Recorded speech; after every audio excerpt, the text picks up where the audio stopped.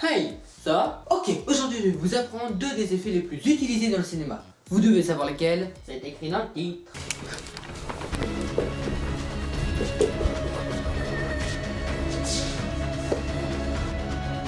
Et dans ces effets, il y a ce qu'on appelle le fond vert. Je vous indique juste que j'ai eu un petit problème pendant l'enregistrement de la vidéo, du coup le son est pas super. Excusez-moi. Et pour ceux qui s'intéressent juste au fond vert, allez au tab code indiqué ici. Le coup de feu est souvent un des tout premiers effets qu'on veut faire. C'est normal, c'est parce qu'on peut trouver ça stylé et surtout parce que dans le cinéma il y en a beaucoup. Il existe de nombreuses façons de faire un coup de feu. Cela peut dépendre du logiciel. Les Movie Maker, ça rend ça. Dégueulasse, hein. Aujourd'hui, on va utiliser After Effects de la suite Adobe. Alors, direction le montage. Ah, et vous êtes abonné? C'est bien. Mais pour les autres, n'oubliez pas l'abonnement, la cloche et le pouce bleu. Un coup de feu, c'est tout d'abord une flamme.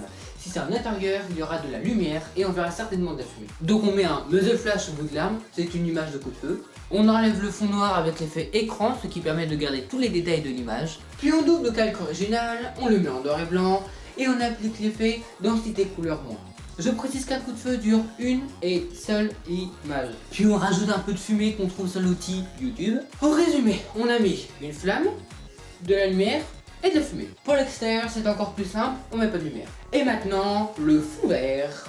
Ce fond d'une couleur particulière, le vert. Pourquoi? Parce que le vert est une des couleurs les moins présentes sur le corps humain.